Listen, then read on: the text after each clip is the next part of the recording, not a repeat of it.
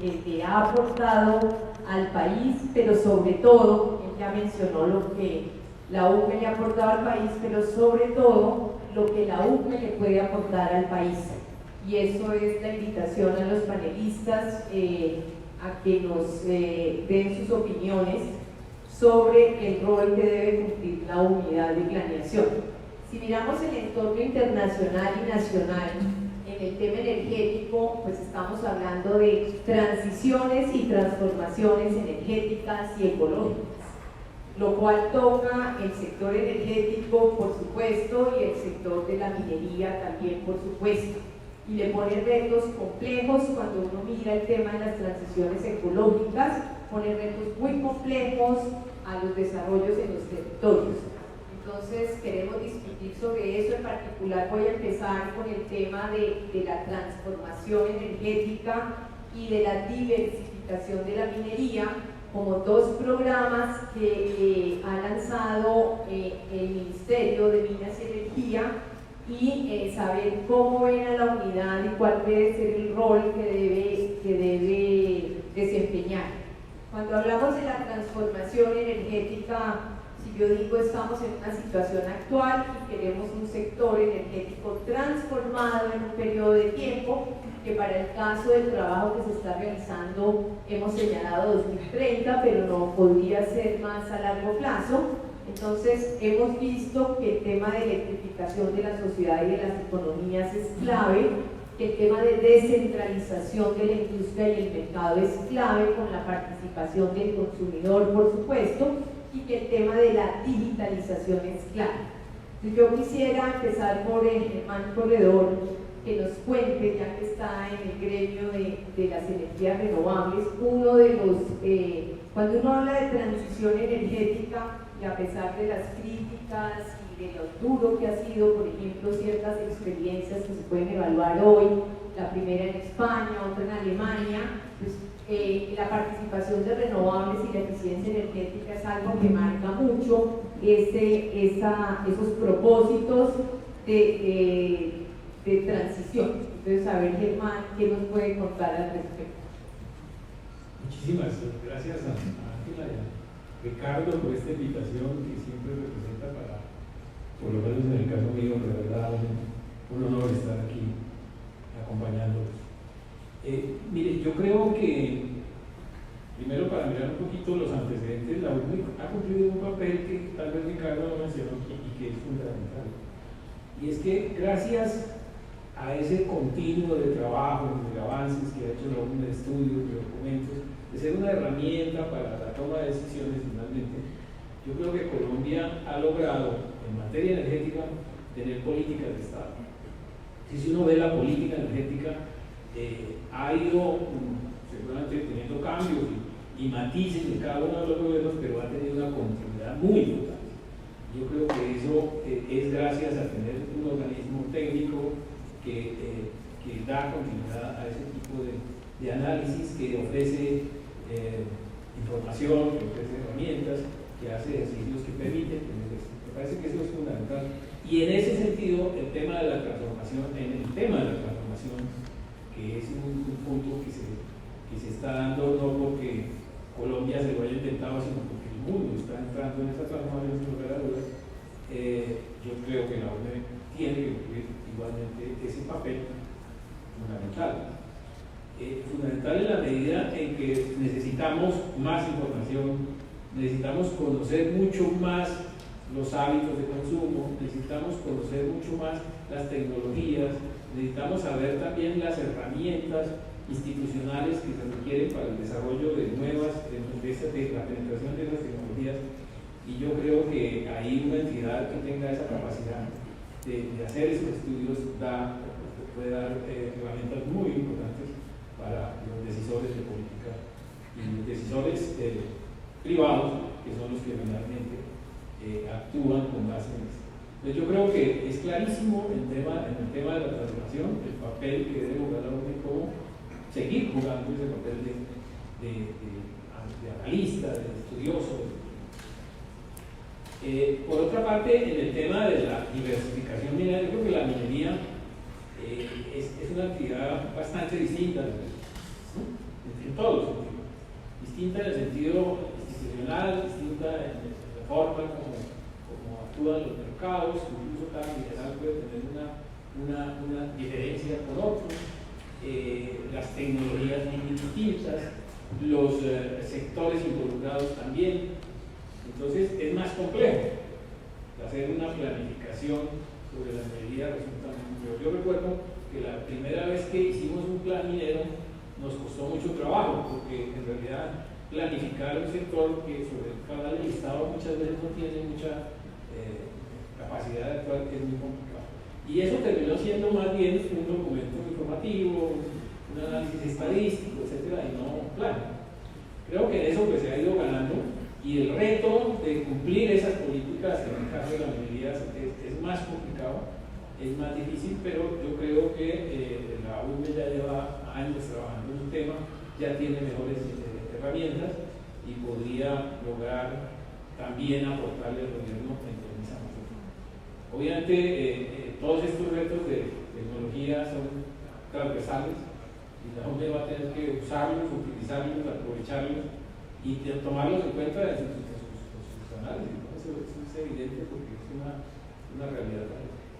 Gracias, Germán. Aprovechando lo que mencionaste sobre el aporte de la UME a la política, y dado que tenemos aquí al ministro Luis Ernesto Mejía, yo quería preguntar, porque siempre ha habido una tensión, cada vez menos, pero muy al inicio de la UME, sobre el rol de la UME, el rol en la política y en el señalamiento de políticas de largo plazo versus las políticas del gobierno, y más aún sobre lo que podría asignar eficientemente el mercado. Esa tensión existió, yo creo que esa tensión se presentó en ciclos donde el rol de la UME era menos reconocido porque el mercado iba a hacer una asignación eficiente de recursos, otros momentos donde es claro que las asimetrías de información, para comenzar, la UME es clave en disminuir esas asimetrías de información, y otras fallas de mercado, no siempre responsabilidades ser resueltas por la UME, pues ponían el señalamiento en la importancia de tener políticas de largo plazo. ¿Cómo vio usted eso? ¿Cómo vio esa tensión y el aporte que le podría hacer la UME, y como qué lecciones le dejaría a futuro a la unidad de planeación? Bueno, mil gracias. Primero, agradecer esta invitación, felicitarlos a todos por estos cumpleaños, a la UME y a todo el sector. Estamos cumpliendo 25 años todos de la ley que nos rige, de la ley 142 y 143 del 94. Y eso nos debe hacer sentir a todos profundamente satisfechos porque han sido unas leyes maravillosas. Yo creo que el gran aporte de la UME es precisamente lo que acaba de mencionar Ángela. Todos los que hemos pasado por ahí hemos desarrollado un esfuerzo gigantesco, pero quiero aprovechar para hacer un reconocimiento especial a Ángela y a sus sucesores que transformaron la UME en los últimos tiempos y la han puesto en un lugar de privilegio como debe ser. Esa es una labor de Angelita, Jorge y Carlos. Bien, decía que el propósito fundamental con que nace la UME es claramente hacer el acoplamiento del cambio de sistema. Antes del 94 tenemos una planeación centralizada en donde el Estado es el 100% proveedor de todos los servicios. Y pues ocurre lo del 92, que lo del 92 lo debemos ver como una tragedia virtuosa, si es que eso puede existir, porque nos permitió cambiar el sistema. Y al cambiar el sistema y el Estado eliminar su rol de empresario y transformarse en un rol de promotor, supervisor y controlador, y que la inversión y el impulso para la cobertura y la ampliación del sistema estuviera en cabeza del sector privado, pues se generaba un hueco que estuviera dando las luces, que estuviera dando el foco, que estuviera dando las metas, que estuviera dando las pautas de crecimiento. Y claramente la UME se crea para cubrir ese hueco que genera el cambio del sistema, y lo ha hecho con lujo de detalles. O sea, la gran virtud, además de todo lo que ha hecho la UME, es haber permitido que ese desarrollo dentro del nuevo sistema, en donde hay un impulso absoluto del sector privado, se hiciera con orden y se hiciera generando los espacios para que el país recibiera los recursos necesarios para mantener su crecimiento. Y ese es, digamos, el gran valor que tiene la UCME, haber acoplado los dos sistemas. Y en ese sentido tiene que seguir adelante con los retos que tú has mencionado, la transformación energética. Ahora, eso hay que contemplar la actuación de la UCME dentro de los diferentes arreglos institucionales, porque uno era el arreglo institucional que nace con el 94 y otro es el arreglo institucional que hay hoy en día. Hoy tenemos para el upstream de los hidrocarburos y para la minería dos agencias cuya función fundamental es administrar los recursos hidrocarburíferos y administrar los recursos mineros del país. A mí personalmente me parece que la administración de los recursos implica claramente la planeación sobre esos recursos. Entonces yo pensaría que la UCME debe tener una gran especialización en lo eléctrico como la tiene, una muy importante especialización en el downstream de los hidrocarburos, porque eso significa el abastecimiento energético de la movilidad, y unas funciones transversales que tienen que ver con las decisiones de política de cuál va a ser la canasta energética, cuáles van a ser los elementos adicionales, cuáles son políticas públicas que necesitan señales, por ejemplo el carburante, etc. Pero la planeación del upstream de pronto sí es importante que quede en las agencias que están muy especializadas para eso. En ese sentido, la UCME tiene hoy varias funciones en el eléctrico y en el downstream. Dar las señales correctas frente a los elementos constitutivos de la canasta energética en el que se va a desarrollar el país. Dar las señales correctas de la ampliación del sistema. Y frente a todos esos temas ha venido ejecutando tareas con lujo de detalles, como son las promociones y las gestiones para el aumento de la capacidad del sistema de transmisión, con las subastas, etc. Y ese es un trabajo que ha hecho muy bien, y por eso me llama la atención muy positivamente que también estén pensando en hacer lo propio con los sistemas de expansión de lo que le falta al gas natural en el país. Creo que esa es una función bien importante. Dentro de las preguntas que nos enviaron, o de las reflexiones que nos enviaron, hay como una gran tendencia a pensar en la UCME como un think tank, como un centro de pensamiento. Yo no lo veo así. No lo veo así por una razón fundamental, porque es que esta es una unidad de gobierno, esta es una unidad del Ejecutivo, y como unidad del Ejecutivo, de una u otra manera, a pesar de la necesidad de largo plazo, pues obedece a políticas particulares de los gobiernos. Y eso hace que sea difícil que se mantenga totalmente imparcial. Y una característica fundamental de un centro de pensamiento es su imparcialidad. Entonces, la UCME no debe ser imparcial y no le debe dar pena no ser imparcial, porque es una unidad de planificación de gobierno. Entonces, lo que sí debe es nutrir con abundante información toda la discusión acerca de lo que está proponiendo como camino, de lo que está proponiendo como futuro, de lo que está proponiendo como alternativas en el crecimiento. Entonces, en conclusión, lo primero es la gran labor de la UCME fue haber acoplado los dos sistemas, el anterior y el nuevo, y haber permitido que la transición se surtiera de manera excepcionalmente exitosa. Lo segundo, que hoy hay un arreglo institucional diferente al que existía cuando fue creada, y hay, por lo menos en las áreas del upstream, agencias especializadas en definir qué debe pasar con los hidrocarburos y los minerales, y que tiene la necesidad de seguir siendo la autoridad en la planeación del sector eléctrico y que debe seguir manejando tareas transversales de los diferentes sectores para dar las luces y la orientación de lo que debe incorporar esa transición energética. Que voy a poner un poquito de mertiolate en la herida. La transición energética que no contemple los fósiles no está completa, para mi gusto, porque la transición energética no puede ser entendida solamente como la incorporación de fuentes de generación de energía renovable no convencional.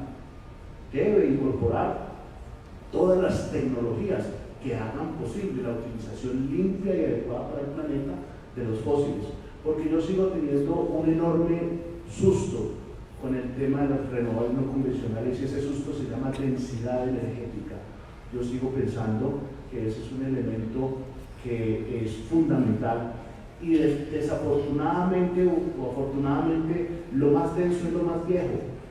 Lo más denso es el átomo, y lo que le sigue en densidad son los dinosaurios muertos, y la densidad es muy importante en el desarrollo energético de cualquier país.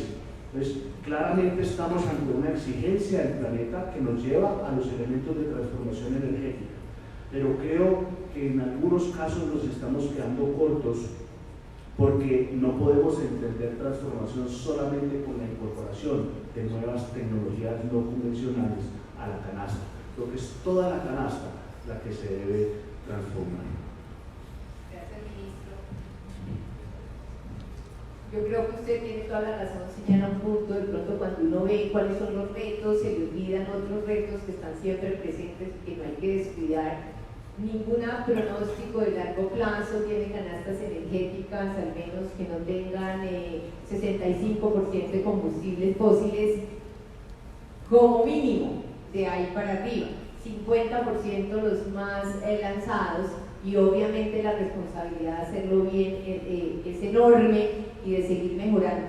Ya que usted mencionó las agencias, yo quisiera aprovechar que está aquí Silvana para que nos cuente cómo ha sido esa relación con la UCME, cómo ha sido esa coordinación, cómo ven ustedes la utilidad de la UCME. Yo en particular creo que la UCME debería, además de dar ciertas guías para el desarrollo responsable, que hablamos de recursos que son agotables, guías para que ese capital, si escogemos una visión de sostenibilidad débil que se agota, ese capital natural que se agota, se pueda transformar en otro tipo de capital.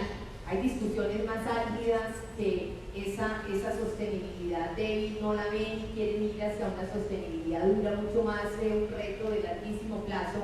¿Cómo lo ves? Y también aprovechando que está Jorge Valencia, entonces, ¿cómo es esa coordinación de la regulación y la planeación? ¿Cómo es la regulación de las agencias? ¿Y cómo es esa coordinación que cuando hablábamos al inicio de la misión para la ministra, una de las cosas, no digo difíciles ni nada, pero una de las cosas a señalar es cómo hacer para facilitar esa coordinación entre las entidades del gobierno? Gracias, Silvana. Para mí es de verdad un gusto estar acá. Felicitaciones a la UCME, a Ricardo, y la verdad, si es parte de la historia, mi primer trabajo fue en la UCME. No voy a decir cuál. En la UCME. Y yo me acuerdo cuando me sentaba con los técnicos de la UCME, aquí está Beatriz, que me enseñaban. Me parecía un mundo maravilloso. La verdad, nunca pensé estar en el sector minero, pero me sentaba con gente muy capacitada, gente que me enseñó de los mercados, y para mí es de verdad un gusto estar aquí y me siento muy complacida. Y compartir este panel con gente tan destacada, que la verdad oírlos cada día uno le da más lineamientos en el sector, y ver que uno que llegó hace poco pues tiene que ir mirando varios aspectos y trazar esa hoja de ruta como debe ser. Con la UCME yo parto de una premisa, y es la articulación no puede depender solo del interés de los directores que están en su momento. Creo que ha sido muy buena la articulación con Ricardo en varios temas, pero es que de verdad hay funciones que necesariamente nos toca hablarnos en el tema de un tema de metodologías de liquidación de regalías, de la fijación que nosotros tenemos que hacerle de precios. Es un tema como una función diaria que no quiero remitirme a eso, porque es una articulación que tenemos que hacer, que hemos hablado con Ricardo precisamente, que por esa línea tan delgada de qué hace la UME y qué hace la agencia, que estoy de acuerdo con el ministro Mejía, hay que saber esa línea muy delgada, porque en un momento no sabemos si le corresponde a la UME o le corresponde a la agencia, pero la UME, como tiene funciones de monitoreo de mercado, planeamiento minero y generar monitoreo de mercado, generar políticas mineras, en algún momento nosotros pensamos como es monitoreo de mercado, le toca a la UME. Estoy poniendo un tema difícil, complejo, pero creo que sí, lo primero hay que ver qué funciones de una entidad de planeación y otra de una administración de recursos. Hemos hablado con Ricardo de eso. Creo que hay que distinguir hasta dónde llega la administración del recurso y qué serviría de lo que hace la planeación que hace la UME. Yo, más allá de la articulación que hemos tenido en temas que nos ha demandado el sector, como es el tema de la conflictividad social que hay en el sector, la UME dio un rol importante y es acompañar en el territorio con una caja de herramientas y acompañar todo el tema de la planeación de los municipios en el plan de ordenamiento territorial. Pero yo aquí voy todo esto, aquí hay unas funciones en que sí nos articulamos con la UME, pero otras en que como tenemos que responder, como somos administradores del recurso, tenemos contratos de concesión, muchas veces no actuamos de manera articulada con la información que tiene la UME. Ahí yo, como decía el ministro, me voy a poner la llaga y como el invirtió la herida. Y es que creo que el futuro que yo veo para la UME es que se siga posicionando más como el Chief Information Officer, porque si bien no puede ser un centro de pensamiento, que estoy de acuerdo, sí tiene que ser ese centro de información que permita la toma de decisión. ¿Y por qué es tan importante ahora? Porque las entidades hemos avanzado en el tema de transformación digital y de modernización. En la agencia no estamos hablando antes, cuando fue creada, ya hay sistemas de información que vamos desarrollando y que a corto plazo van a estar interoperables, un catastro que va a tener toda la radiografía minera y ambiental y también va a tener que hablarse, por ejemplo, con el catastro ahorita que se está lanzando multipropósito, va a tener la capa parcelaria y la capa no parcelaria, y en ese sentido la UME sí puede tener esa información que le suministramos nosotros con sistemas modernos y ustedes como analistas de mercado para la toma de decisiones. Creo que esa oficina sí nos hace falta en el sector, es una crítica que nos hace, porque los ciudadanos o las diferentes autoridades van a buscar información y tienen que ver una parte de la UME, no descuidando la tarea que hace el Servicio Geológico, que es el inicio de todo, porque tiene el estudio geocientífico que me permite a mí el potencial, yo la administración, pero sí creo que ahí es el futuro que yo veo en materia minera, porque si bien no puede reemplazar las funciones de la agencia, sí sería ese centro de información y que valide para tomar decisiones de política. Las estructuras de la rama ejecutiva pueden variar, las directrices de política, pero los recursos siempre van a estar. Y si tenemos un centro de información que nos permite hacer una administración eficiente del recurso, creo que eso nos ayuda mucho más en la legitimación del sector.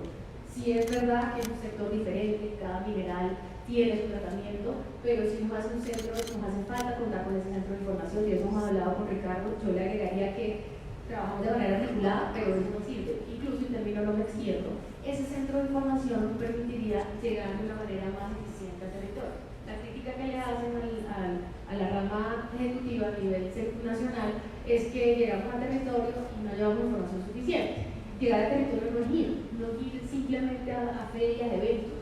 Llegar al territorio es que la ciudadanía pueda acceder a la información desde su casa y sepa qué hace cada entidad. Entonces yo sí pienso que el futuro de nosotros debe ser articular los sistemas que tenemos y que la gente en el sector minero sepa qué hace cada entidad. Ahora el problema que tenemos es que no diferencia mucho qué hace la una y la otra. Uno cree que es imposible, pero me toca explicar qué hace la Agencia Nacional de Minería. Entonces en un mundo cambiante donde lo que está reinando es la información en tiempo real, creo que la UME en materia minera y los demás tienen que posicionarse en eso. Gracias, Silvana. Yo coincido plenamente contigo. Creo que uno de los retos más grandes a futuro, hablábamos ahorita con Ricardo, es que la UME se posicione, no sé si con el Chief Information Officer, ahí hay que hablar con el ministerio y hacerlo en buenos acuerdos, ¿no es cierto? Pero creo que ese es el reto claro. Entonces, como le voy a dar la palabra a Jorge, también le voy a añadir esta pregunta, porque ese ha sido uno de los retos. Yo confieso, cuando estuve en la dirección de la UME, para mí fue una tarea pendiente, y yo creo que sigue en una tarea pendiente. No es cuando una tarea es pendiente, por siempre hay muchas dificultades afuera que uno no logra ver, y como no las logra ver, no las trabaja para solucionarlas. Yo no sé qué viste tú o qué no viste, Jorge, y cómo ves esa relación con otra entidad del gobierno clave en el sector energético como la CRE.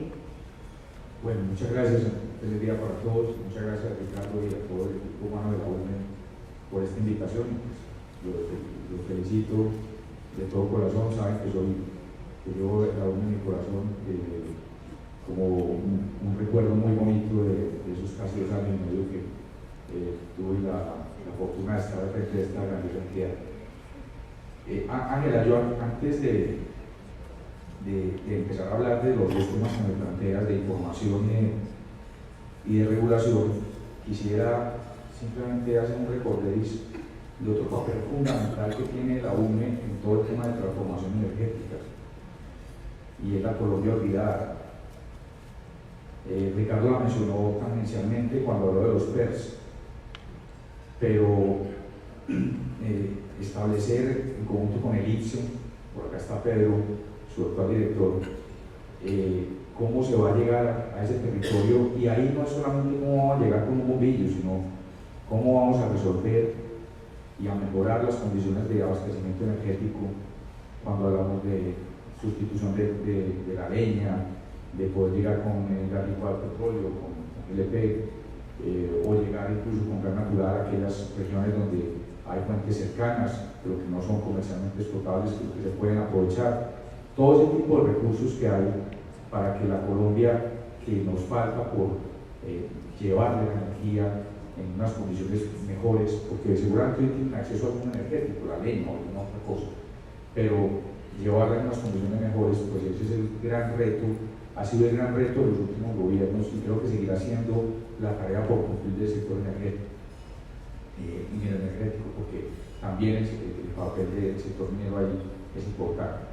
Entonces, ese papel tiene que seguirse dando en la capacidad de soñar en una Colombia que va a tener ese 100% de cobertura en algún momento.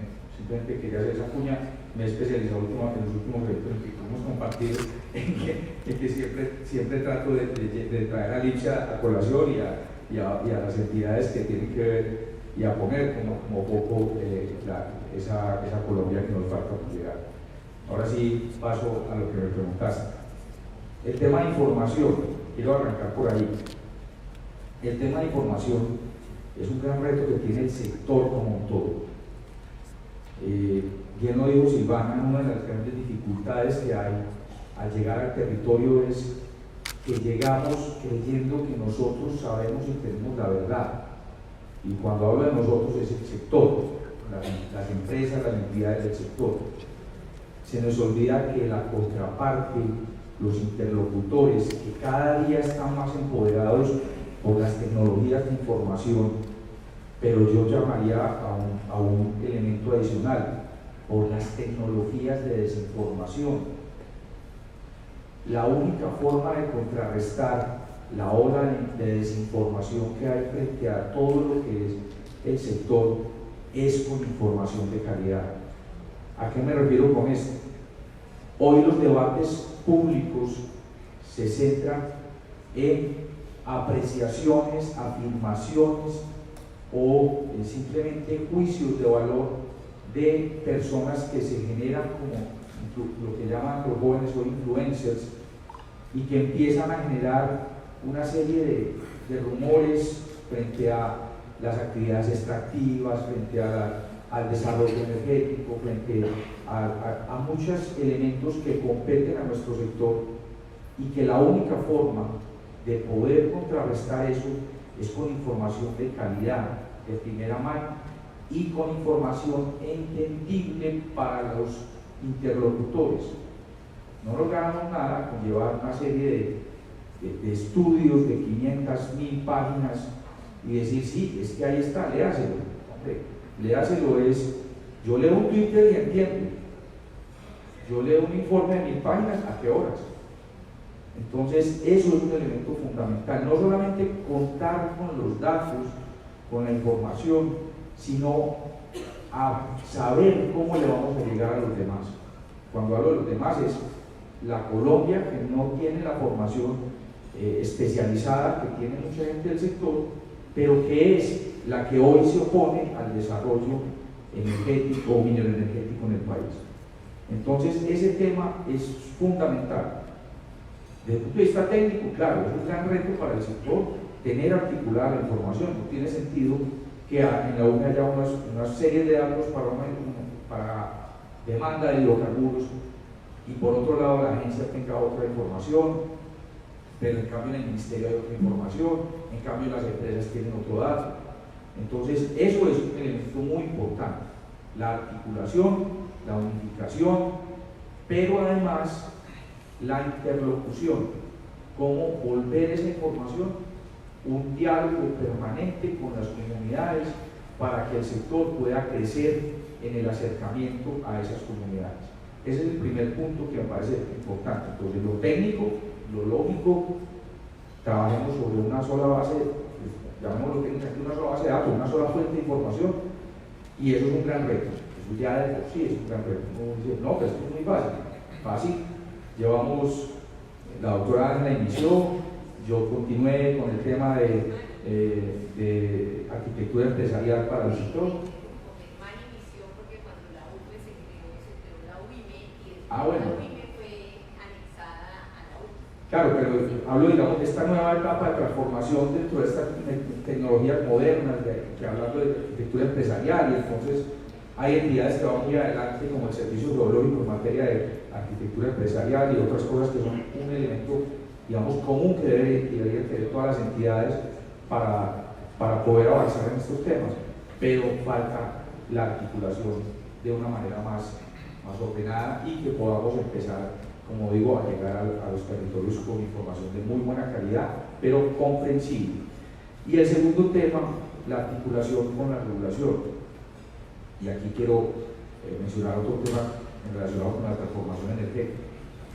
La transformación energética implica para el sector no solamente un cambio de fuentes, un cambio de usos, sino un cambio de mentalidad. La gente cambió la forma de ver los servicios públicos asociados con el tema energético. Cuando hablo de servicios públicos es también el acceso, por ejemplo, a movilidad, que la gente ya culturalmente está cambiando la forma en que se desplaza y está cambiando esas necesidades energéticas para poderse desplazar. Entonces, esa transformación cultural tiene que pasar por todos los ámbitos. El ámbito de la planeación, el sector debe desarrollarse de forma que los negocios que van surgiendo se puedan desarrollar de una forma ordenada. Lo planteó el ministro Mejía en su intervención, que una de las cosas más importantes que él destacaba de la UNE en estos 25 años era cómo había ordenado esa transición entre lo público totalmente y lo privado, y un sector con actores privados. Ahora nos toca una transformación entre el mundo de las empresas y el mundo de los individuos. La transformación energética es a que cada individuo trata de resolver cómo se autoabastece y cómo optimiza su consumo. Y hablo en muchos ámbitos de consumo energético y de abastecimiento energético. Y dentro de ese mundo, la regulación, la planeación tiene ese rol de ir desarrollando el sector en orden, pero la regulación también tiene ese gran reto de articularse con todo para que esos negocios que van surgiendo en el sector se vayan desarrollando igualmente de manera ordenada y se vayan desarrollando sin necesidad de atropellar lo que hay, sino con una permanente evolución hacia lo nuevo, permitiendo que el sector se desarrolle. Entonces, las señales que da la UNE, y de hecho un gran logro de la transformación reciente, una mini transformación hacia el año 2013 de las diferentes actividades, de las diferentes instituciones del sector, entre ellas la creación del servicio geológico, a partir de Minas, la Agencia Nacional de Minería que se crea, pero además las diferentes instancias empiezan a participar en los grupos de decisión, en los consejos directivos, comisión y demás, con representantes, y la UNE asiste regularmente a la comisión y tiene un papel muy importante ahí, de ir dando las señales claras de hacia dónde van algunos de los servicios que regula la CREC para estar dando esos lineamientos de la regulación que se necesita. No decir cómo se debe regular, el detalle de cómo, pero sí qué se requiere regular, qué se requiere definir o qué se requiere no regular. Porque también es importante que la CREC toma decisiones de no regular. Y eso es importante dentro de todo este nuevo mundo de estos negocios. Entonces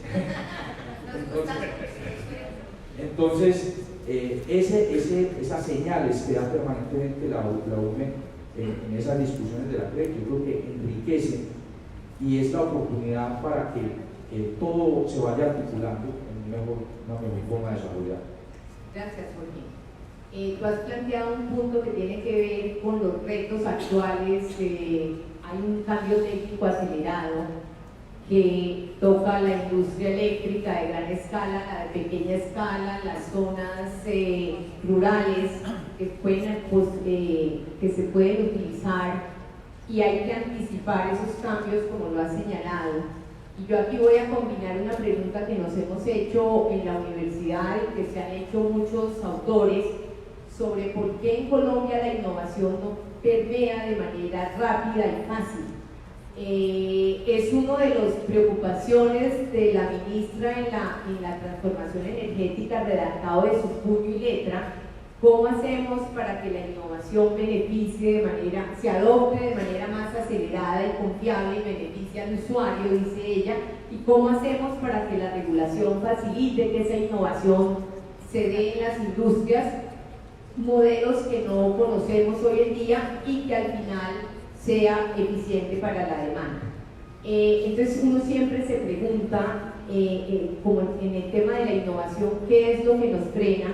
Y aprovechando que Ricardo está en la Contraloría o a cargo, hay ciertas también reportes que señalan que el miedo al control puede frenar ciertas acciones. Entonces, por ejemplo, los planes de energización rural sostenible fueron una apuesta que hizo la UME, una apuesta de trabajar en el territorio, esa es la pregunta que le tengo reservada a Carolina. Al final, una apuesta de trabajar en el territorio, o sea, de pasar de lo sectorial a lo territorial, y esos son retos enormes con una altísima incertidumbre. Por la UME como apoyando el desarrollo de obras de infraestructura, que uno se pregunta si mejor nos quedamos con un cerebro y un planeador o vamos al mundo real, y yo creo que el trade-off es positivo. Yo creo que los riesgos que hay de meterse en el sector real o de hacer una subasta que te tiene tan preocupado, Ricardo, aunque en este momento en particular, ojalá no hubiera hecho la CREC, que disminuiría los riesgos, pero bueno, esos son riesgos que existen. Y entonces en esos riesgos, ¿tú cómo ves de manera general y la UCME esas posibilidades que sin que la UCME sea un think tank, sea una universidad, se ponga a investigar, aquí equivocarse puede ser difícil y uno no innova si no se equivoca? Y si la UCME tiene que anticipar, dar la información, imaginarse cosas, ¿cómo ves tú esa tensión en esos dos aspectos?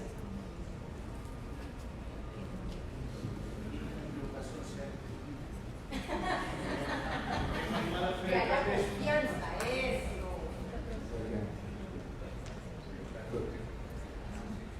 Claro.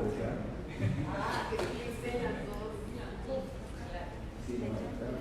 Incluso me llama mucho primero que todo, muchas gracias, doctor Ricardo, felicitaciones a usted, a todo este equipo maravilloso de lo político que ya soy. Me parece fantástico y qué pregunta tan interesante a propósito. Y la atención de verdad que el primer cumpleaños y todo está en serio, estamos como bravos.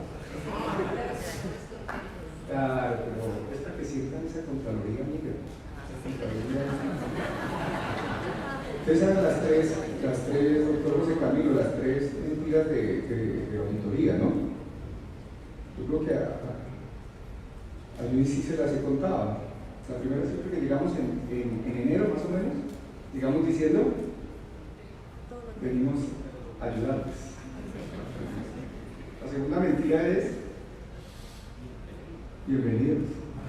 Ya cuando nos vamos en mayo, bueno, nos vamos, que vuelvan. Entonces, obviamente, lo que decía ahorita el ministro es clave, que me entiendan, y yo creo que de alguna manera yo considero que la URME, a partir de todas las condiciones disruptivas que hoy se presentan, yo creo que la URME sí es lo más cercano al think tank que puede llegar a tener el sector.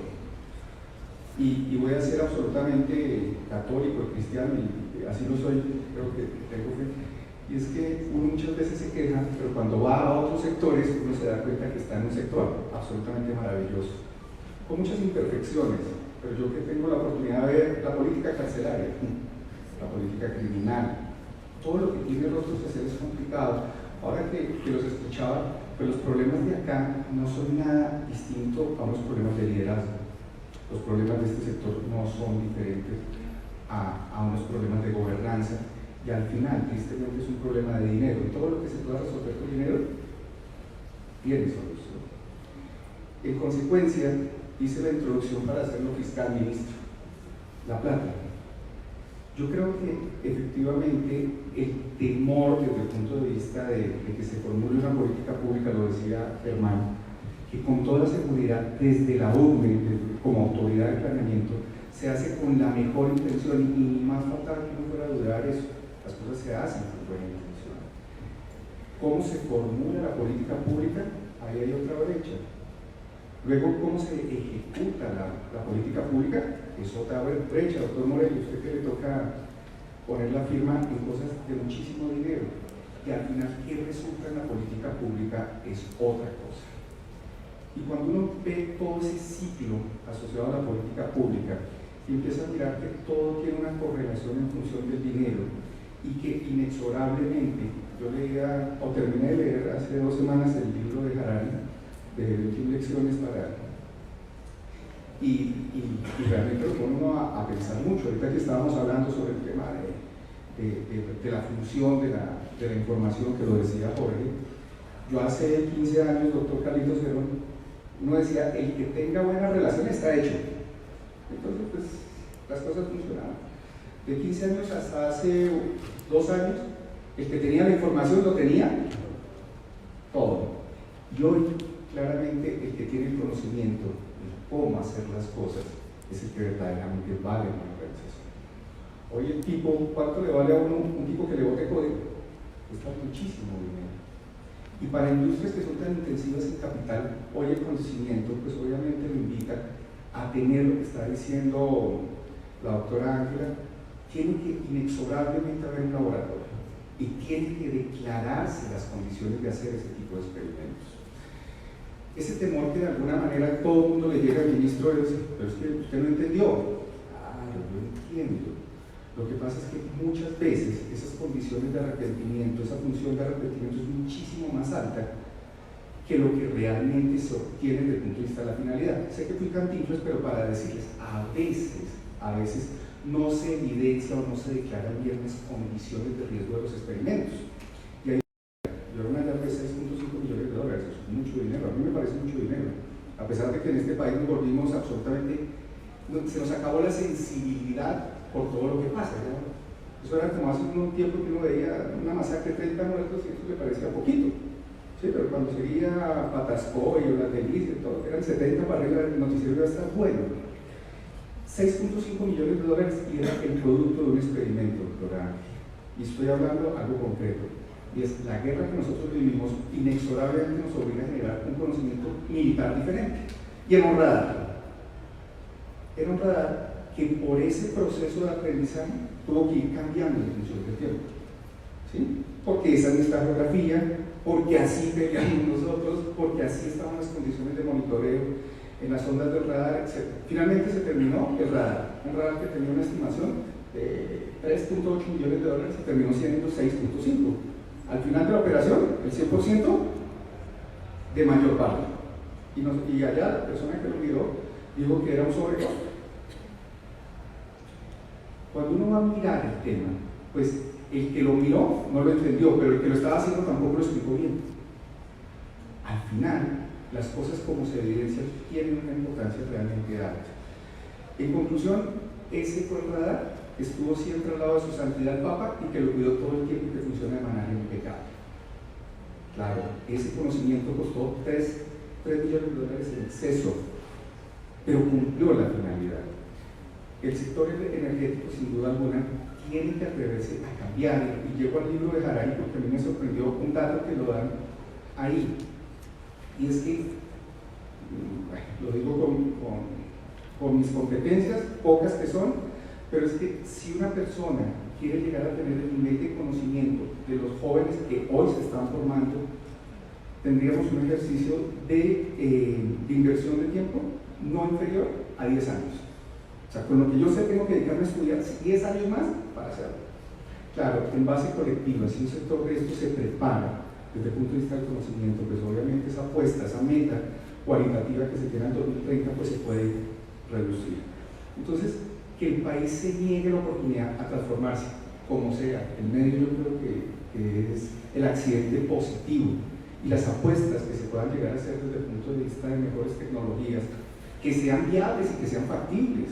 Porque es que muchas veces hacemos, y el experimento, yo también estuve, director del IPSET, yo he sido bastante promiscuo desde el punto de vista sectorial, he estado en muchos lados y nunca se me olvida un problema social que había, no recuerdo en este momento, pero era una comunidad indígena en el que sociológicamente lo peor que le pudo pasar a esa tribu fue haberle llegado la energía eléctrica. ¿En dónde fue? No fue en la Amazonía. Y el tema es que detrás de la energía eléctrica vino el comercio, entonces les compraban el pescado, llegó la refrigeración, de la refrigeración le vendían la cerveza, el indio se bebía, le pegaba a la mujer, había problemas de violencia. O sea, lo peor que le pudo pasar a la gente es que le llegara 1 kilovatio. Lo anterior para decirles que claro, tiene que haber la modernidad, pero nosotros tenemos que llegar con la mejor condición factible y claramente ajustada en el tiempo. Hoy usted, profe, que sí lo sabe, la aplicación de metodologías ágiles, tipo Scrum, tipo Design Thinking, todo ese tipo de cosas, yo creo que sí se pueden adaptar a un sector de estas características. Esas metas volantes de ir ensayando, y si comete un error, eso minimiza un poco los costos, minimiza de pronto las fallas que puede llegar a tener, y sin duda alguna le apuntan al país en lo que tiene que hacer. Yo creo que este es un sector que debe sentirse demasiado orgulloso por la apuesta. Doctor Morel, ¿cuánto firmamos quedan usted en contratos? 16 contratos. 16 contratos. ¿El billete cuánto es de inversión? 1.200 millones de dólares, creo que en 2 o 3 meses que se ha adelantado esa tarea. Pero anterior para decirles que este es un sector que mueve muchísimo dinero, pero sin duda alguna tiene un aporte social absolutamente importante. Luego, yo creo que en este momento, doctora Ángela, que creo que di muchas vueltas, para decirles que este sector sí tiene que hacer un diseño metodológico para la innovación. Sí tiene que generar, no puedo decir que sea un método científico, pero sí tiene que haber una metodología en la que experimentemos y nos demos la oportunidad. Yo creo que la creación de pilotos es un buen mecanismo. A propósito del fracking, creo que ese es un tema que es claro, es cómo hacerlo y hacerlo correctamente. Claro, el viernes pues fue la noticia que creo que todos tuvimos la oportunidad de leer. Es un tema denso, con muchos positivos, con muchos negativos. No obstante, yo creo que si el sector se atreve y la UNE como autoridad a diseñar métodos para hacer pilotos sobre ese tipo de cosas, yo creo que es absolutamente entendible. Nos ponen un túnel de confianza y sin duda alguna le apuesta a mejorar las condiciones de desempeño del sector y claramente de la sociedad. Gracias, Ricardo. Quiero tomar esa idea para resaltar simplemente que una de las cosas que se ven en los retos para descentralización y digitalización de la industria eléctrica son los retos, es la elaboración de pilotos. Ojalá la gente que está aquí, los gremios, ASOCODE, CEN, ayuden y con los insumos de la crédito a poder elaborar pilotos de comunidades energéticas, pilotos de comunidades sin regulación, ya que hablamos de desregulación. Eso hay que ensayarlo. Es a veces muy difícil hacer regulación y por más de que mejoremos con el impacto normativo, hay ciertas cosas que hay que experimentar y sería muy bueno que la UME contribuyera en esos diseños tomando insumos y que los gremios participaran en la implementación para hacer trabajos en tiempo real. A veces es bueno pasar a la vida real, remangarse, que es lo que tienen las subastas, las licitaciones de transmisión. Eso lo acerca a uno y lo pone a pensar de otra manera. Pero antes de darle la palabra a todos ustedes, para que digan a la los hallazgos son chiquitos, ministro. Antes de darle la palabra a todos ustedes, porque Ricardo y la UME prepararon un cuestionario para que, pues por si faltan algunas de las preguntas, porque yo fui saltando, tratando de hilar la conversación.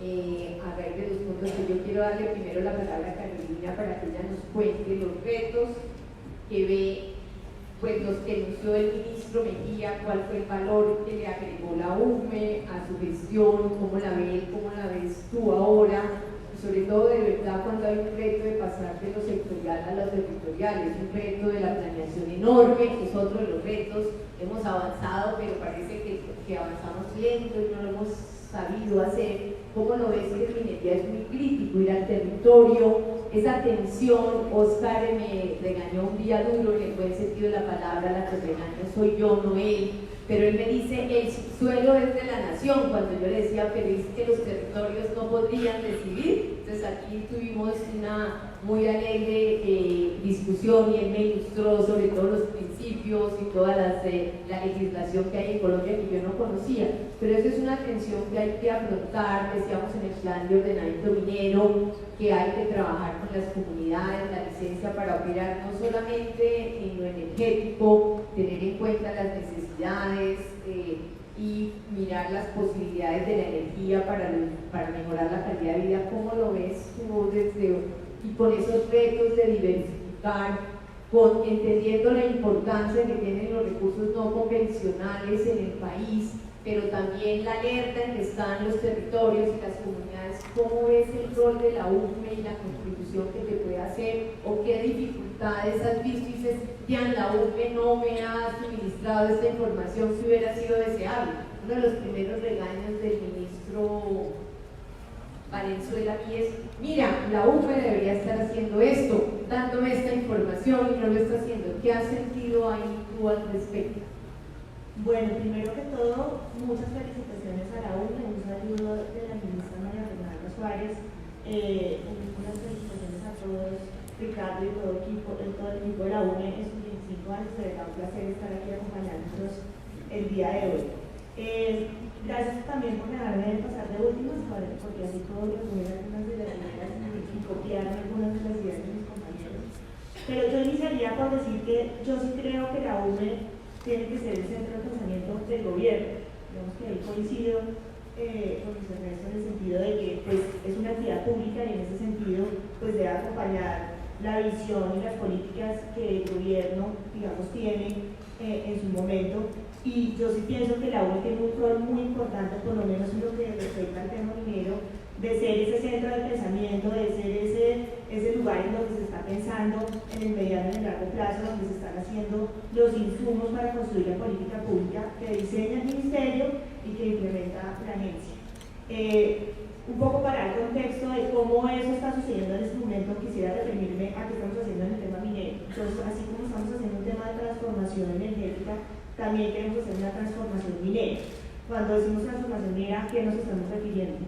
Queremos primero, digamos, transformar la actividad minera vigente, que básicamente es un tema de producir minerales como el carbón, como los materiales de construcción y potenciar esa actividad minera que está vigente, eso por un lado. Por otro lado, hacer una diversificación de nuestra matriz minera, esto teniendo en cuenta que creemos, y pues gracias a los estudios que se han hecho, por ejemplo, en el servicio geológico, que tenemos muchísimo potencial en otros minerales que de hecho son muy importantes para la transformación energética, que son todos estos minerales que hacen parte de las tecnologías de energías renovables, solares, eólicas y demás, como cobre, como oro y como otros metales que están por descubrir.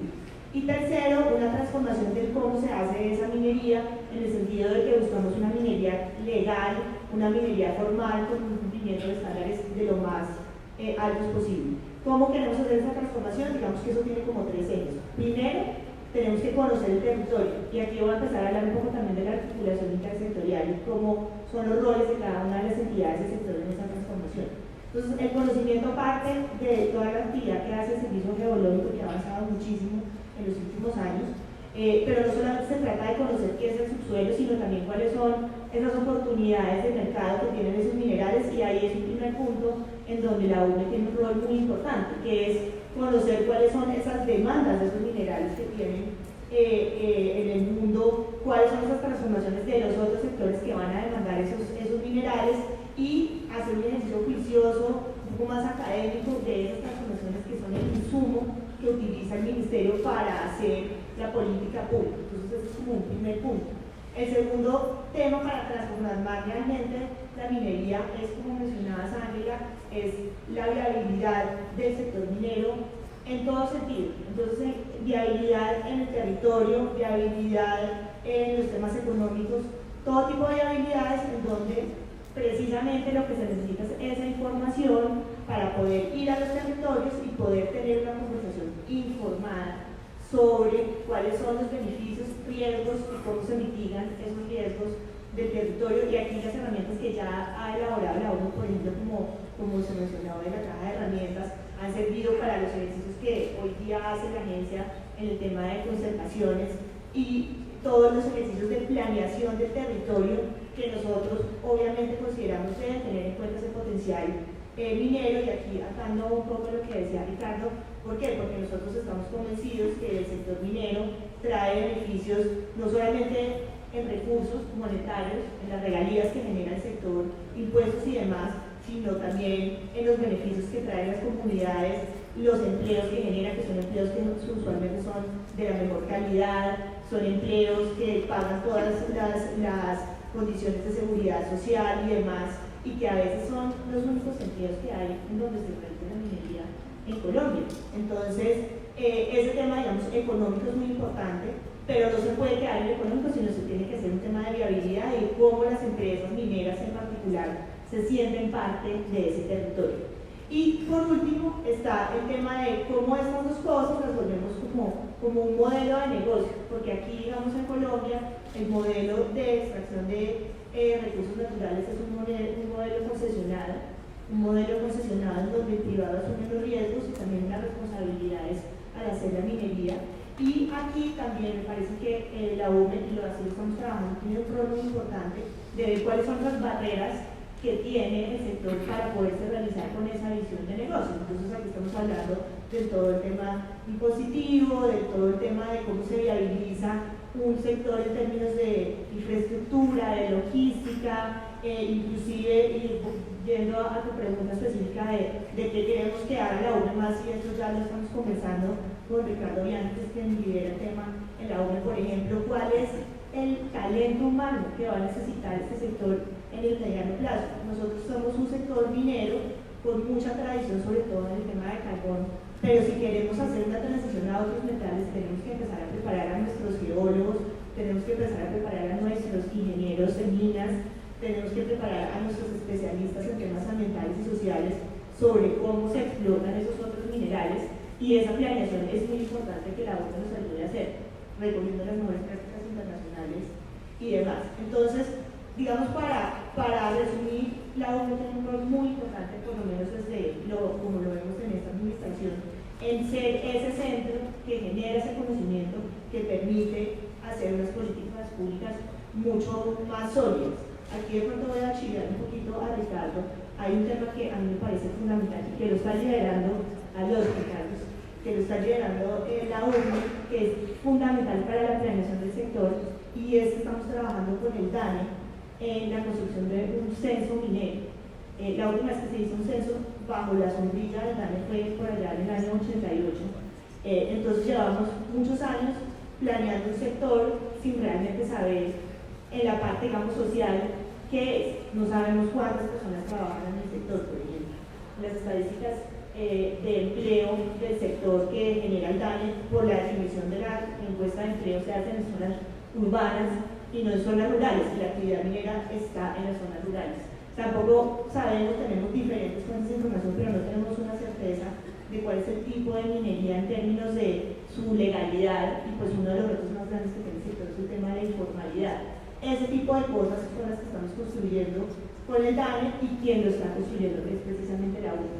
¿Por qué? Porque la UME es ese centro de información, de conocimiento, que nos va a brindar al Ministerio las herramientas y los insumos para hacer unas políticas públicas que sean muchísimo mejores y que puedan potenciar y transformar el sector minero, que es lo que deseamos desde el sector. Entonces, para resumir, lo que hemos venido haciendo en esta administración es cada vez más articular a todas las entidades. Tenemos mesas de trabajo con el servicio, con la agencia, pero la UME es un actor fundamental en esa construcción de información y de conocimiento para alimentar las diferentes políticas públicas que estamos diseñando y implementando.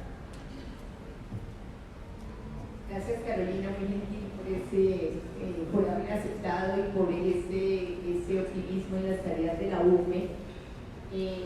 Yo, antes de poner la último set de preguntas para todos aquí, quisiera agradecerles a todas las personas y a todos los, empezando por los funcionarios y demás colegas que me acompañaron a mí cuando estuve en la dirección de la UME.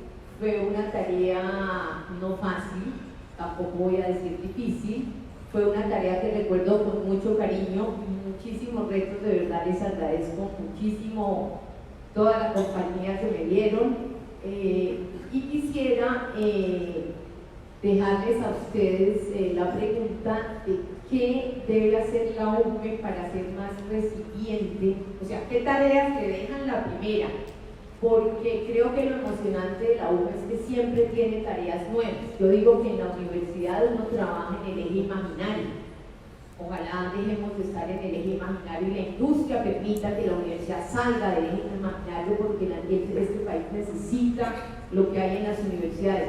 Está el sector real, importantísimo para la economía y para la sociedad, y la UME es uno más I aquí para los ingenieros eléctricos. Es un fasor de 45 grados y realmente eso es inimaginable, el placer que uno puede tener de estar haciendo cosas nuevas y de estar conectado con el mundo real y viendo que lo que uno está haciendo puede tener alguna implicación. Estando en la universidad, entonces uno busca reconfortarse con los papers, configurar en las conferencias internacionales donde hablas 15 minutos para 5 ilustrados que están desarrollando el mismo tema, pero tener la posibilidad de cambiar el país, la región, un sector o un minisector realmente es muy bueno y es muy emocionante estar en la UME.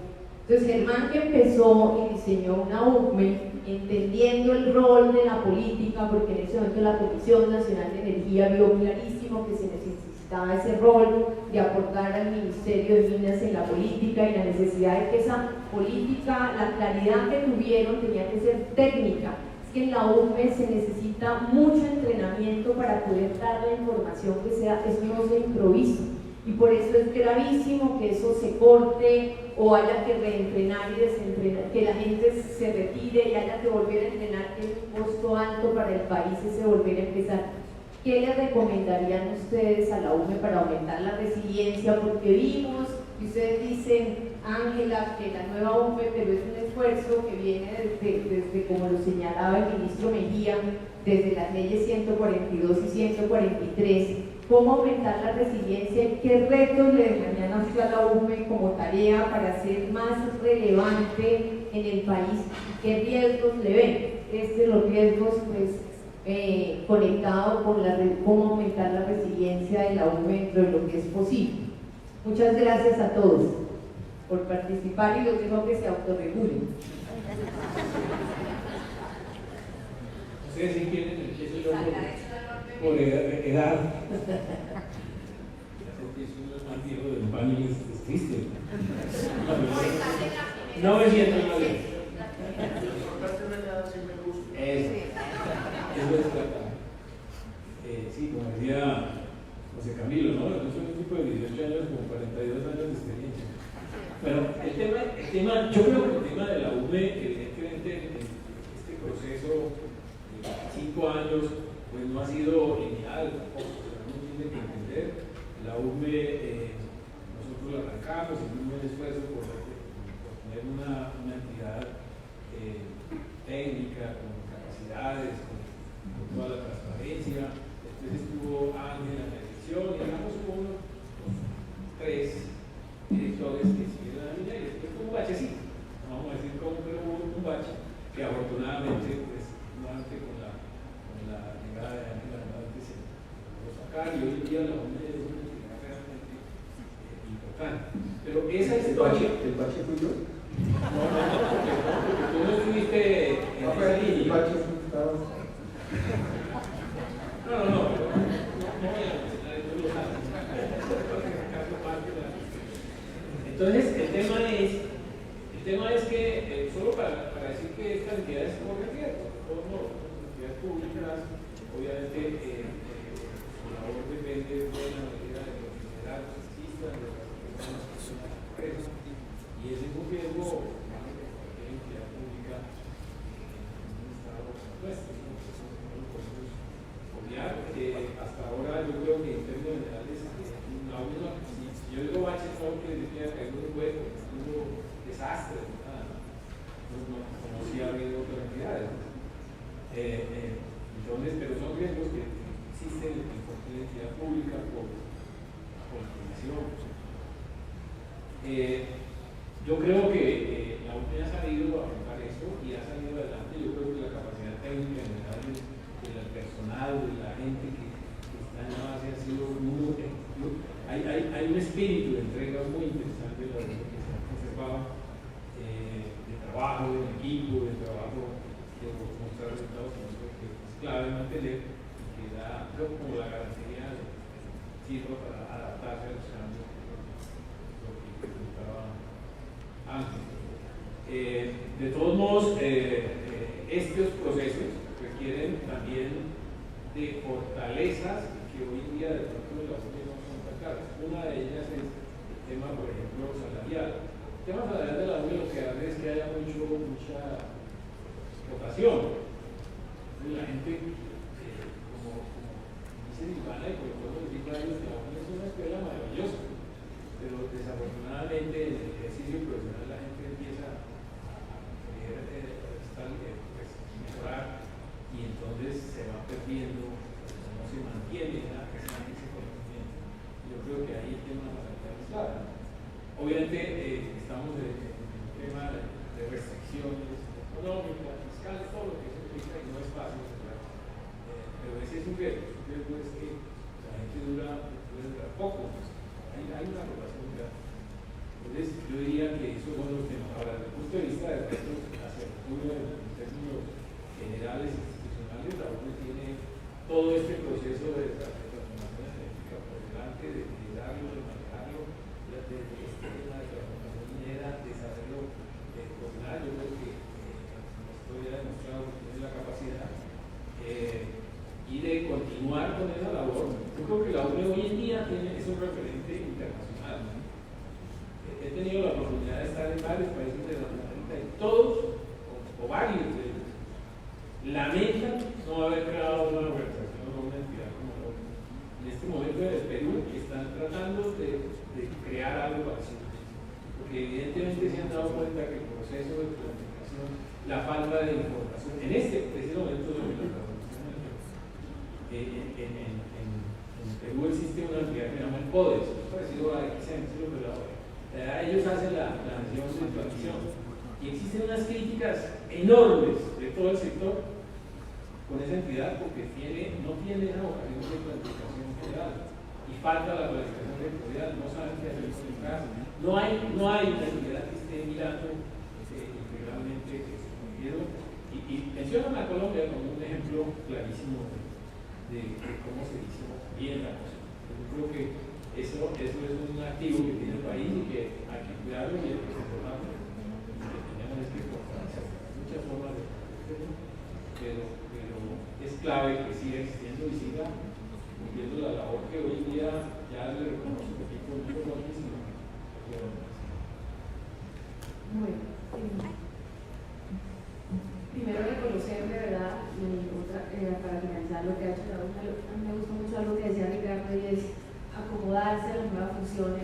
que en su creación le han puesto Nicolás Blanca que tiene y adecuarse.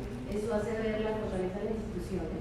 Creo que eso lo ha demostrado la UNE, reconocer ya todo el equipo ese trabajo. Sé que tienen un plan muy ambicioso y les deseo todas, han dicho, las buenas energías. Y como uno siempre habla de lo que le duele, entonces yo voy a hacer como que la UNE sea resiliente y que pueda ser un jugador fundamental en el sector minero. Yo lo veo y es que hay un fin y es, habla todo el mundo de la transición energética y lo que se necesita, y como país es necesario tener una política de transición energética, como lo decía el ministro Mejía, no solamente que hable de migrar a esas matrices, a esa energía limpia que queremos, es que se va a necesitar combustible fósil y por mucho tiempo, mediano plazo, y uno podría, tenemos cifras de la Agencia Internacional de Energía, a 2040 se va a necesitar casi un 26% de carbono.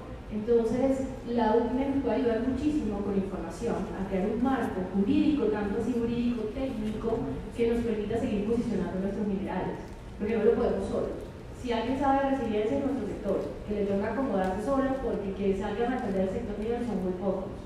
Usamos los recursos, pero no nos gusta hablar de él para que no nos estigmaticen. Entonces nos toca muy duro a los que estamos en el sector dar la cara. Entonces, si la UNE nos hace esa política a corto, mediano y largo plazo, donde nos pueda articular a todas las instituciones, sobre todo ambiental, y que sepa que necesitamos esos recursos minerales, tanto como necesitamos otros recursos naturales, y que por mucho que vamos a ser un jugador fundamental, creo que nos ayudaría muchísimo, y ustedes jugarían un papel ahí sí de centro de información relevante que la gente consulte y nos ayuda a legitimar. Porque yo pienso que la promoción de minería más que todo hay que ser la interna del país, no internacional. Internacionalmente estamos viendo que nos organizamos más como internamente. Entonces yo creo que la UNE podría ser ese articulador de las instituciones para ayudar a que ese sector minero salga adelante y marcar las bases para una política de que le insumos al ministerio que hable del carbón, cómo va a ser el carbón en el mediano y corto plazo, en el presente y en el inmediato plazo, y de otros minerales. Creo que ahí podría la UNE jugar un papel fundamental. Bueno, nuevamente felicitarlos a todos por este aniversario número 25. Recogiendo un poquito lo que dice Silvana, o para ponerlo de otra manera, yo creo que, o yo me sueño, como decía Ángela, que la UNE sea el que esté como 4 pasos más adelante que nosotros, digo nosotros el ministerio. Entonces, que esté a la vanguardia de la innovación del sector.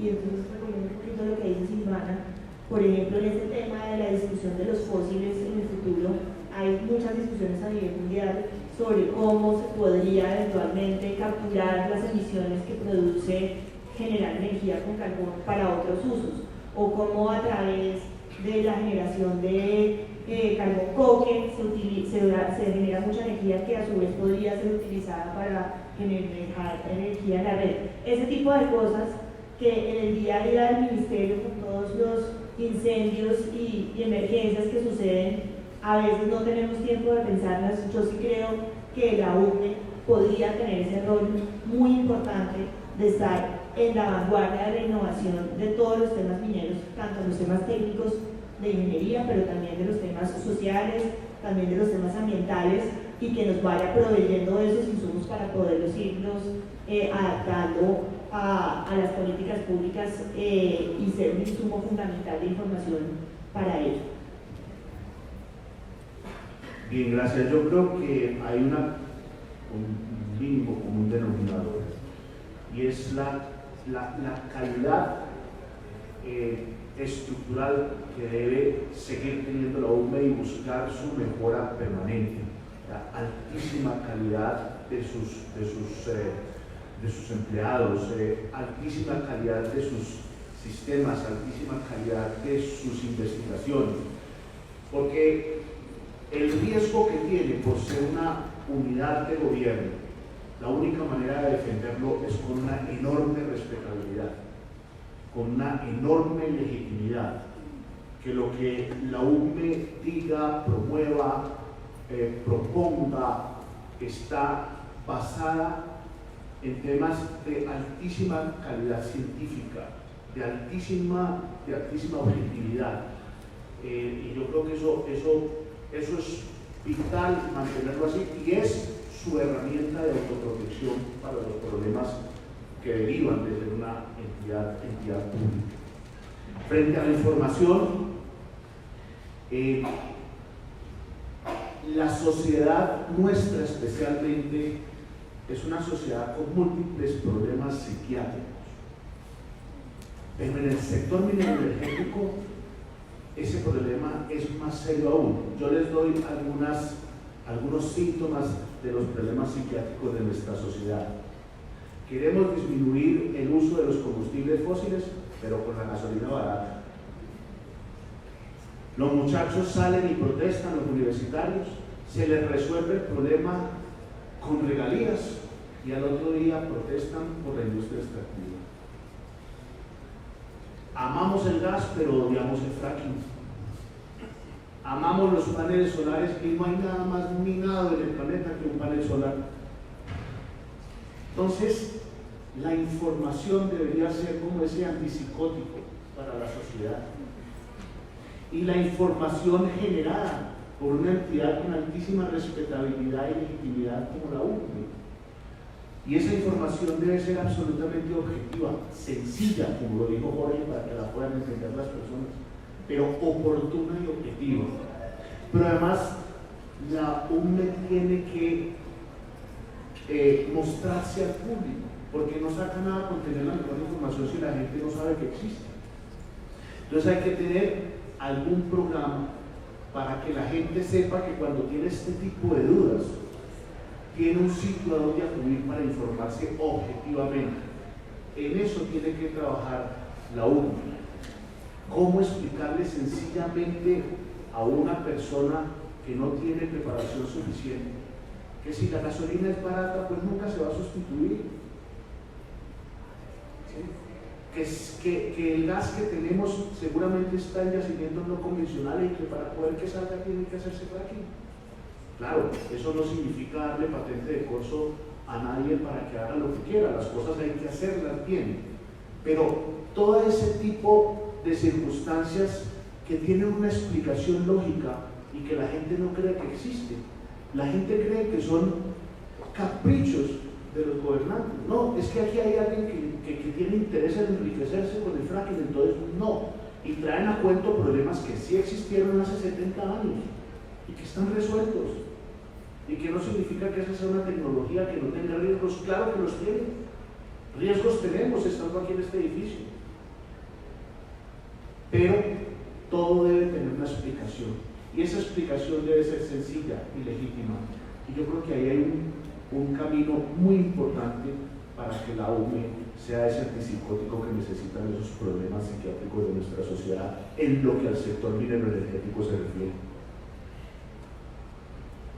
Y continuar ese camino. Yo entiendo lo de los baches son parte de ese riesgo que tiene la UCME, pero en este momento es un momento de luz de la UCME. Hay que este es el instante en el que uno debe calificar el momento actual como el piso. O sea, la UCME debe trabajar para que nada sea inferior a su estado actual. Eso es lo que uno quisiera ver. Muchas gracias.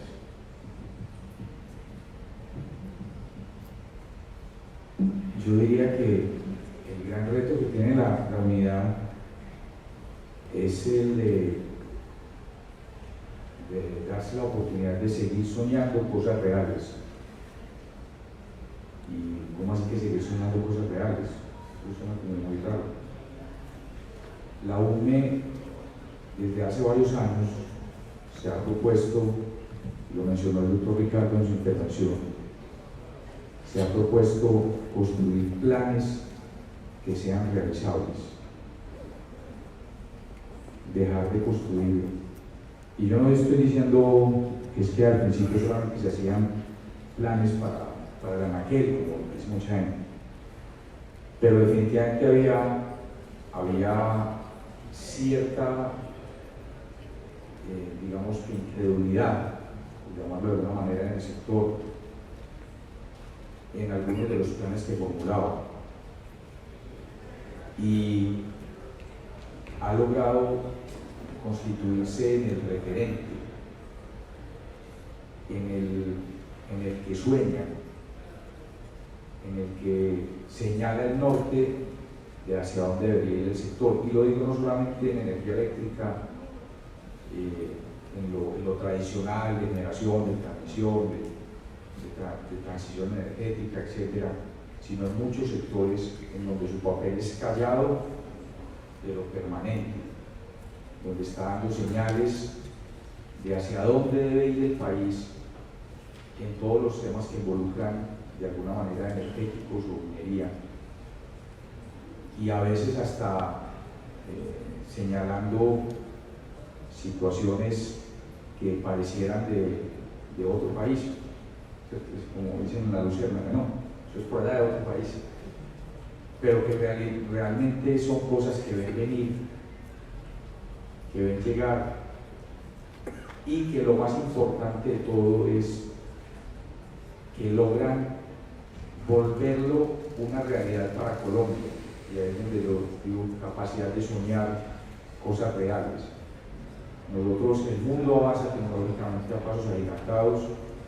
En el mundo se prueban muchas cosas, tecnologías, desarrollos, digamos, a nivel de diferentes instancias organizacionales, etc.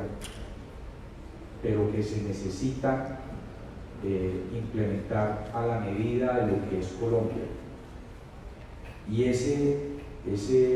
el sector minero energético en general, eso es una constante. Toda la innovación, y parte de la innovación no solamente es desarrollar cosas nuevas, sino también desarrollos nuevos que se logran en otras latitudes, poderlos implementar adecuadamente a nuestra cultura, a nuestras necesidades y a nuestro entorno. Entonces, esa capacidad de hacer eso realidad, de lograr cada vez más planes mucho más creíbles y mucho más aceptados por toda la sociedad, el país, es lo que debe mantener la UNE y acrecentarlo cada día.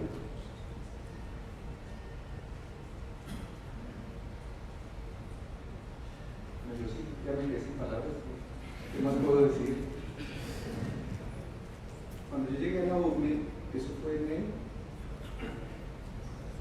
2008, 2009, a propósito, que Germán lo decía, y es que efectivamente la UNE sí era una entidad sin esperanza en ese momento, muy triste. Sin embargo, he hecho el piropo lleno de gente absolutamente maravillosa.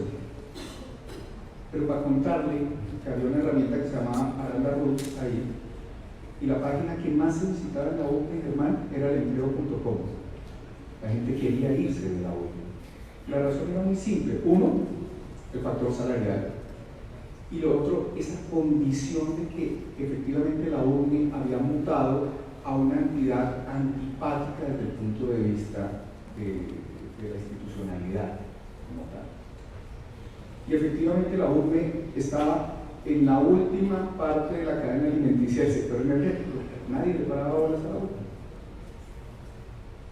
Dentro de ese comillas, y lo digo de manera divertida, dentro de ese bache, a mí me tocó chupar limón.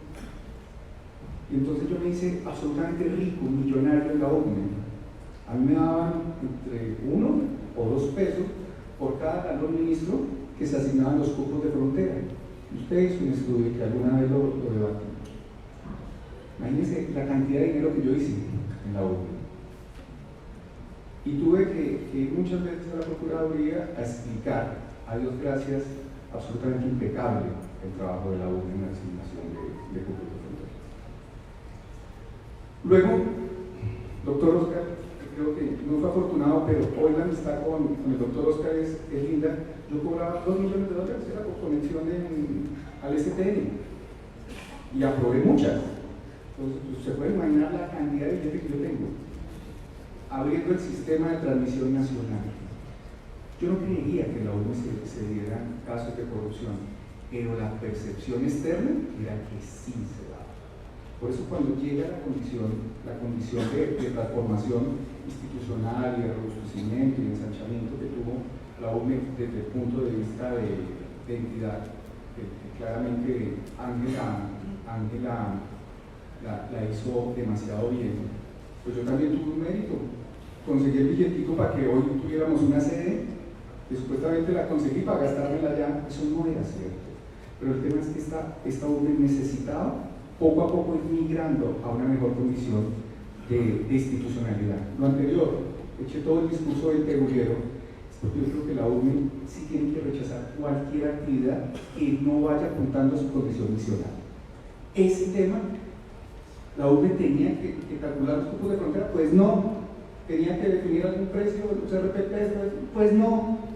La UME tenía que, no mentira, lo STN sí tenía que hacerlo, pero es alejar cualquier elemento que pueda ser patógeno, como dijo el señor ministro, y que la UME se dedica a lo que se tiene que dedicar.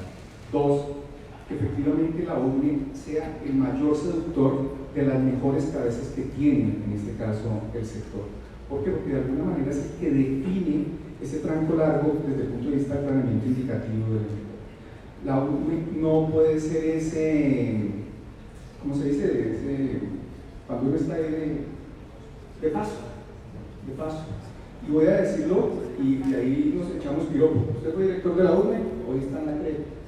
Usted fue director de la UME encargado, doctor Oscar, hoy es director del Servicio Geológico. Doctor Germán fue director de la UME, fue viceministro, si no estoy mal, inmediatamente después Ángela, ocurrió lo mismo.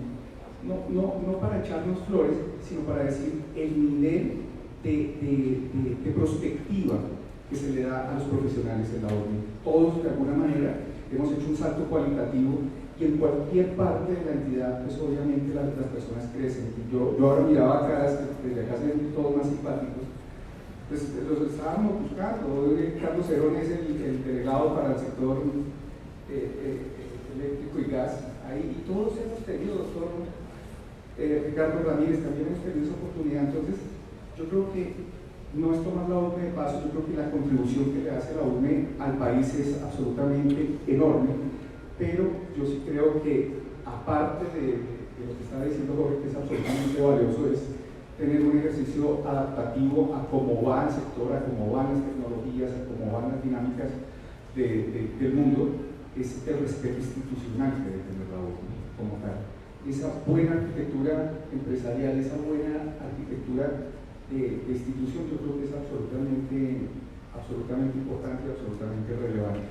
Y bueno, borren el cassette que me dice Plátano, efectivamente no la dice.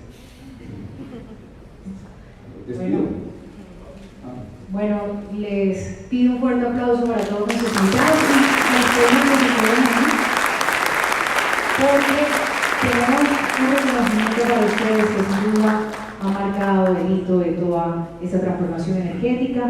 Por eso le damos la palabra a nuestro director de la UME, Ricardo Ramírez. Bueno, muchas gracias por las luces que nos han dado, por lo ameno que ha sido este panel. Sin duda que este auditorio lleno, completo. Tenemos un detallito para cada uno de ustedes por el tema de la experiencia, pues, de acompañarnos en este día. Es una obra de la verdad, pues, al doctor Ricardo Rodríguez, mi amable Ricardo.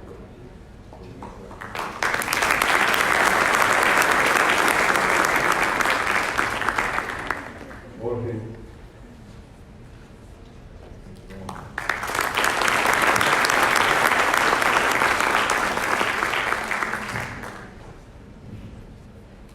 Ministro.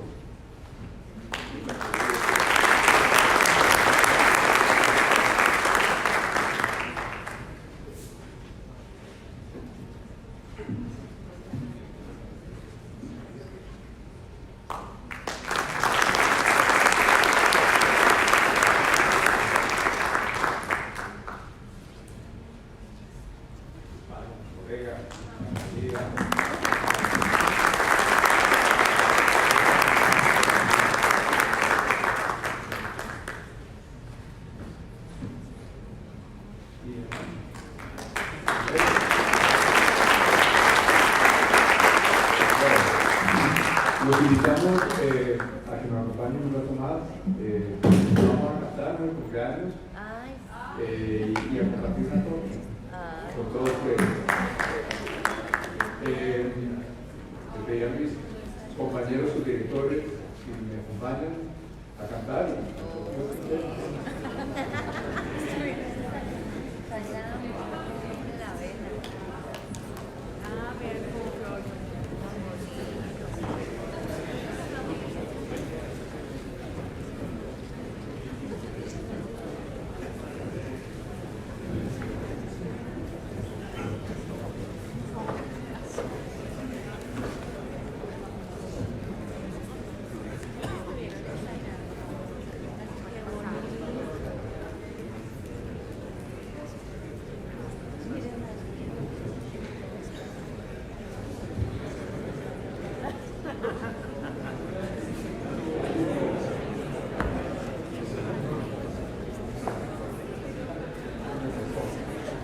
Pero antes de cantar el cumpleaños, también el reconocimiento a nuestro señor director, el doctor Ricardo Humberto Ramírez Carrero. Gracias, amigos. Bueno, empezamos. ¿Quién tiene todas las...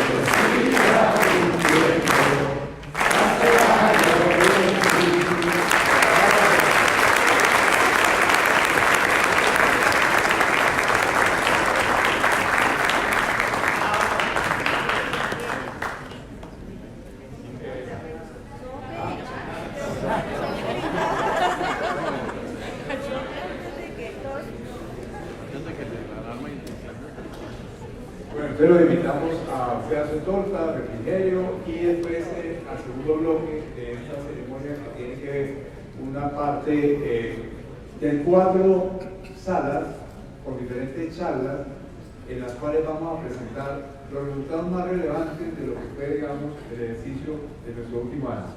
Muchas gracias.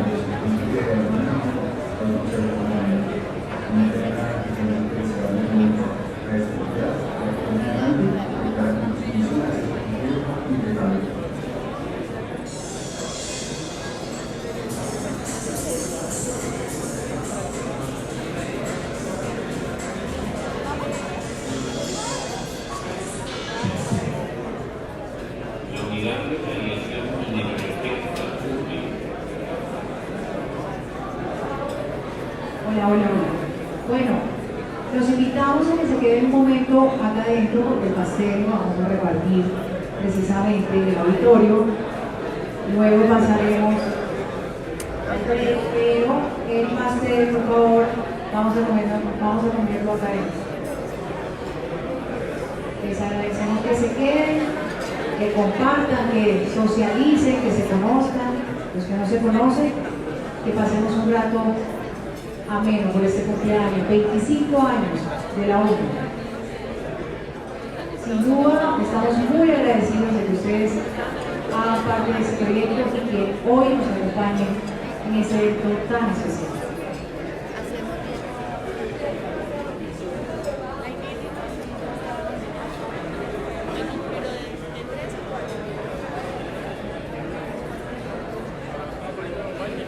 Recordamos, importante, no descuiden sus objetos personales.